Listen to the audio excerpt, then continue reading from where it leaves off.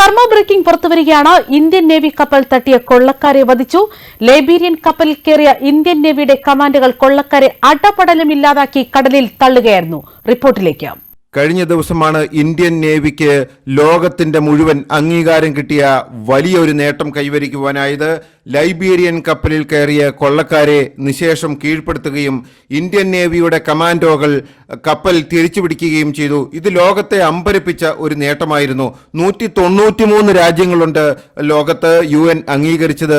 ഇവർക്കൊന്നും ചെയ്യുവാൻ പറ്റാത്ത കാര്യങ്ങൾ, അതായത് അമേരിക്കയ്ക്കോ ചൈനയ്ക്കോ ബ്രിട്ടനോ അങ്ങനെ വൻശക്തികൾക്ക് ആയിട്ടുള്ള ജപ്പാനോ പോലും ചെയ്യാൻ പറ്റാത്ത കാര്യം ഇന്ത്യൻ നേവി ചെയ്ത് കരുത്തറിയിച്ചു.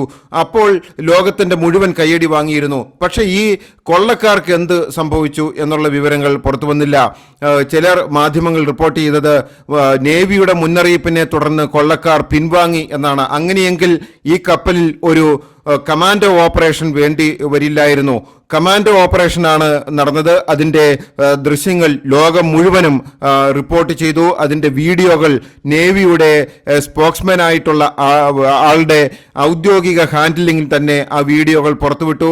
ഇന്ത്യൻ നേവി തന്നെയാണ് ഈ വീഡിയോ ദൃശ്യങ്ങൾ പുറത്തുവിട്ടത്. ഇന്ത്യൻ നേവി കപ്പലിൽ നടത്തിയ കമാൻഡോകളുടെ ഓപ്പറേഷൻ പുറത്തുവിട്ടത്.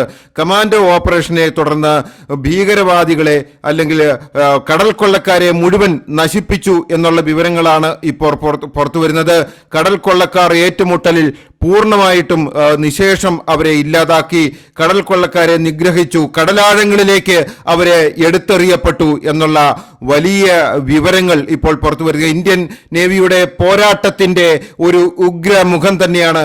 അനീതിക്കും കൊള്ളക്കാർക്കും ഭീകരവാദികൾക്കും തീവ്രവാദികൾക്കും എതിരായിട്ടുള്ള പോരാട്ടത്തിൽ ഇന്ത്യൻ നേവിയുടെ കരുത്താണ് വ്യക്തമാകുന്നത്. കൊള്ളക്കാരെ നശിപ്പിച്ചു, കടലാഴങ്ങളിലേക്ക് അവരെ തള്ളിയിരിക്കുന്നു, അവരുടെ ബോട്ടുകൾ നിശേഷം നശിപ്പിച്ചു എന്നുള്ള വിവരങ്ങളാണ് പുറത്തു വന്നത്. ആ ദൃശ്യങ്ങൾ, വീഡിയോ ദൃശ്യങ്ങൾ ലോകത്തിന് മുമ്പിൽ വന്ന ദൃശ്യങ്ങൾ കാണുമ്പോൾ തന്നെ അറിയാം. കമാൻഡോകൾ ഉള്ളിലേക്ക് കയറുമ്പോൾ തന്നെ വിമാനത്തിൽ നിന്നും ഹെലികോപ്റ്ററിൽ നിന്നും വീഡിയോകൾ ചിത്രീകരിക്കുകയായിരുന്നു ഇന്ത്യൻ നേവി. അവരുടെ ധീരവും സാഹസികവുമായിട്ടുള്ള കപ്പൽ തിരിച്ചു പിടിക്കുവാനുള്ള നീക്കം ഇന്ത്യൻ നേവി ഇത്തരത്തിൽ ലോകത്തെ അറിയിക്കുകയായിരുന്നു.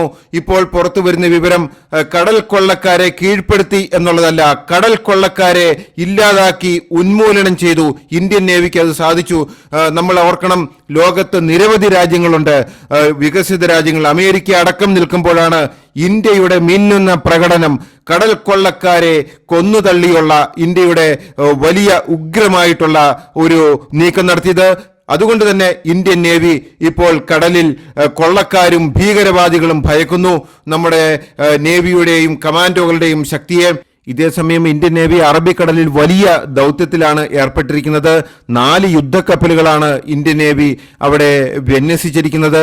ഹൂതികളുമായിട്ടുള്ള പോരാട്ടം തന്നെയാണ് അവിടെ ഇന്ത്യയുടെ ലക്ഷ്യം. 2 ഇന്ത്യയുടെ കപ്പലുകളെ ആക്രമിച്ച ഹൂതികൾക്ക് നേരെ വലിയ വെല്ലുവിളി ഉയർത്തുന്നത് ഒറ്റയ്ക്ക് നിന്ന് പോരാടുകയാണ്. ഹൂതികൾ ഇന്ത്യയുടെ ചരക്ക് കപ്പൽ ആക്രമിച്ചു. ഇന്ത്യൻ നേവിയുടെ ഒരു കപ്പലിന് നേരെ ഡ്രോൺ ആക്രമണം നടത്തി. ഇതുമായി ബന്ധപ്പെട്ട് പ്രതിരോധ വകുപ്പ് മന്ത്രി രാജ്നാഥ് സിംഗ് പറഞ്ഞത്, കടലിന്റെ അടിത്തട്ടിൽ ഒളിച്ചാൽ പോലും ഇന്ത്യൻ കപ്പലുകൾ, ഇന്ത്യയുടെ ഫ്ളാഗ് പാറുന്ന, പതാക പാറുന്ന കപ്പലുകൾ ആക്രമിച്ചവരെ കണ്ടെത്തും, അവരെ നശിപ്പിക്കും എന്നാണ് രാജ്നാഥ് സിംഗ് പറഞ്ഞത്. ആ പ്രഖ്യാപനത്തോടെ തന്നെയാണ് 4 കപ്പലുകൾ, യുദ്ധക്കപ്പലുകൾ ഇപ്പോൾ ചെങ്കടലിൽ വിന്യസിച്ചിരിക്കുന്നത്. ഇന്ത്യയുടെ ഫ്ളാഗ് പറക്കുന്ന കപ്പലുകൾക്ക് സുരക്ഷയൊരുക്കുക എന്നാണ് ഇന്ത്യയുടെ പ്രഥമ ലക്ഷ്യം. ഇവിടെ അമേരിക്ക 20 രാജ്യങ്ങൾക്കൊപ്പമാണ് അമേരിക്ക യുദ്ധം ചെയ്യുന്നത്. പക്ഷേ ഇന്ത്യ ഒറ്റയ്ക്കാണ് ചെങ്കടലിൽ ഹൂതികൾക്കെതിരായിട്ടുള്ള യുദ്ധം നയിക്കുന്നത്. ഇതിന് ഒരു കാരണമുണ്ട്. ഇന്ത്യ ഒരു ചേരിയിലും അംഗമാകാൻ ഉദ്ദേശിക്കുന്നില്ല. ലോകത്തെ ഒരു സൈനിക ശക്തിയിലും ഇന്ത്യ പങ്കെടുക്കുന്നില്ല. റഷ്യയുടെയോ അമേരിക്കയുടെയോ ഭാഗത്ത് ഇന്ത്യ ചേരില്ല. അമേരിക്കയുടെ ഭാഗത്ത് ചെങ്കടൽ സംരക്ഷിക്കുവാൻ വേണ്ടി, ചെങ്കടലിലേക്കുള്ള ഇതിലൂടെയുള്ള കപ്പൽ ഗതാഗതം സുഗമമാക്കുവാൻ വേണ്ടി അമേരിക്കയും ഗൾഫ് രാജ്യങ്ങളും അടക്കം 20 രാജ്യങ്ങൾ ചേർന്ന് ഒരു സഖ്യമുണ്ടാക്കി. സൈനിക സഖ്യമാണ് ചെങ്കടലിനെ അവർ സംരക്ഷിക്കുവാൻ ഉപയോഗിക്കുന്നത്. അതേസമയം ഇന്ത്യ ഒറ്റയ്ക്കാണ് 4 പടക്കപ്പലുകൾ ചെങ്കടലിൽ വിന്യസിച്ച് ഇന്ത്യൻ ഫ്ലാഗ് പാറുന്ന പതാക പാറുന്ന എല്ലാ കപ്പലുകൾക്കും ഇന്ത്യ സുരക്ഷ ഒറ്റയ്ക്ക് നിന്ന് ഒരുക്കുകയാണ്. അതാണ് ഇന്ത്യയുടെ ഏറ്റവും വലിയ ധീരത അറബിക്കടലിൽ വ്യക്തമാകുന്നത്. ഇതിനിടെ ഇസ്രായേൽ ഗാസയിൽ നടത്തുന്ന യുദ്ധം അതിഭീകരമായി തുടരുകയാണ്. ഗാസയിലെ സ്കൂളുകൾ കേന്ദ്രീകരിച്ച് ആണ് ഇന്ന് പ്രധാനമായിട്ടും ഇസ്രായേലിന്റെ നീക്കം നടത്തിയത്. ഗാസയിലെ സ്കൂളുകളിൽ തോക്കുധാരികളുമായി ഏറ്റുമുട്ടുന്നതിന്റെ ദൃശ്യങ്ങൾ, ഹമാസ് ഭീകരവാദികളുമായി ഏറ്റുമുട്ടുന്നതിന്റെ ദൃശ്യങ്ങൾ ഇപ്പോൾ ഇസ്രായേൽ സൈന്യം പുറത്തുവിട്ടു. സ്കൂളുകളിൽ കേന്ദ്രീകരിച്ച് ഹമാസ് ഒളിച്ചിരിക്കുകയാണ്.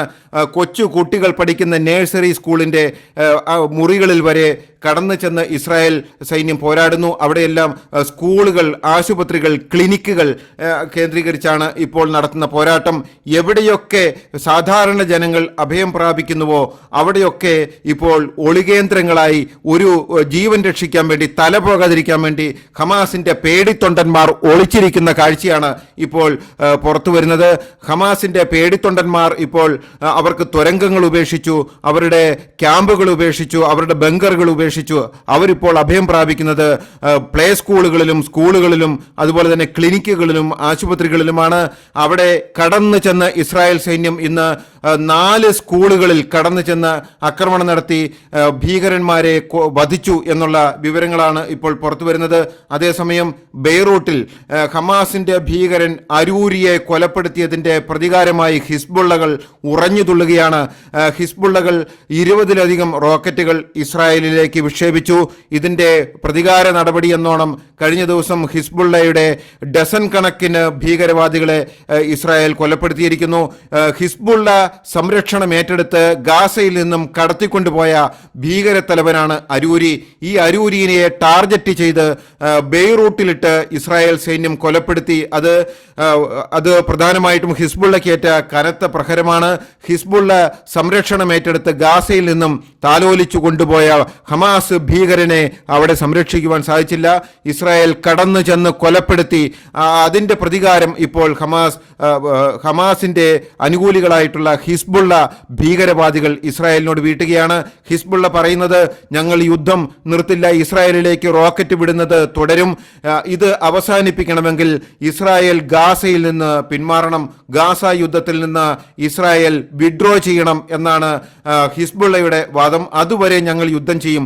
ഇവരിങ്ങനെ വെല്ലുവിളിക്കും. ഹമാസ് വെല്ലുവിളിച്ചു, അതുപോലെ ഹിസ്ബുള്ള വെല്ലുവിളിച്ചു, ഹൂതികൾ വെല്ലുവിളിക്കുന്നു. ഇവരെല്ലാം പൊലിഞ്ഞു തീരുകയാണ്. ഒരു മഞ്ഞ് പോലെ അല്ലെങ്കിൽ ഒരു മെഴുകുതിരി പോലെ ഇവർ ഉരുകിത്തീരുകയാണ് ഇസ്രായേലിന്റെ മുമ്പിൽ.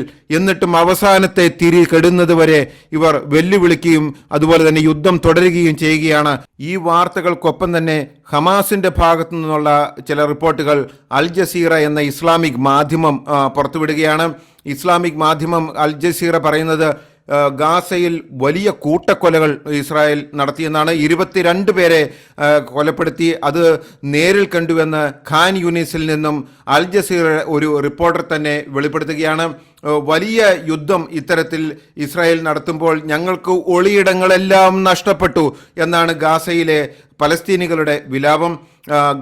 മറ്റൊന്ന് റിപ്പോർട്ട് ചെയ്യുന്നത്, ഒക്ടോബർ 7 മുതൽ സ്കൂളിൽ ഹാജരാകാത്ത കുട്ടികളുടെ എണ്ണം 4,700,000 പേർ ഉണ്ട് എന്ന് റിപ്പോർട്ട് ചെയ്യുന്നു. ഗാസയിൽ 4,700,000 കുട്ടികൾ സ്കൂളിൽ പോകുന്നില്ല. ഇതിപ്പോൾ UN ഏജൻസി തന്നെ റിപ്പോർട്ട് ചെയ്യുകയാണ്. എന്തുകൊണ്ടാണ് ഈ കുട്ടികളുടെ സ്കൂൾ വിദ്യാഭ്യാസം, ഗാസയിൽ ഒരു കുട്ടി പോലും സ്കൂളിൽ പോകാത്ത, കോളേജിൽ പോകാത്ത, പഠിക്കാൻ പോകാത്ത ഈ അവസ്ഥാവിശേഷം ഒക്ടോബർ 7 ഗാസയുടെ മണ്ണിൽ നിന്നും ഇസ്രായേലിലേക്ക് കുതിച്ചു കയറിയ ഭീകരവാദികൾ നടത്തിയ ആക്രമണത്തെ തുടർന്നാണ് ഇതെല്ലാം ഉണ്ടായത്. ഗാസ, ഖാൻ യൂനിസ് ഗവർണറേറ്റുകളെയും വടക്കൻ ഗാസയെയും വളരെയധികം യുദ്ധം വ്യാപിച്ചിരിക്കുകയാണ്.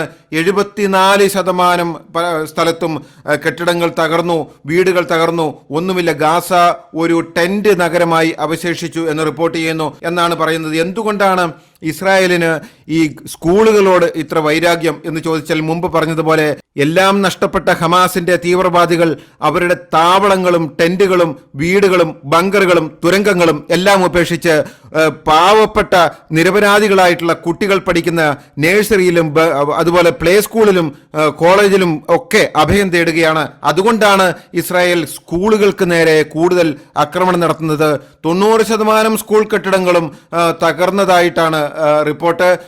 മറ്റൊരു റിപ്പോർട്ട് പുറത്തു വരുന്നത് അൽ ജസീറ പറയുന്നത് 395-ലധികം സ്കൂളുകൾ തകർന്നതിൽ ഉൾപ്പെടുന്നു എന്നുള്ള വിവരങ്ങളാണ്. ന്യൂസ് ഡെസ്ക് കർമ്മ ന്യൂസ്.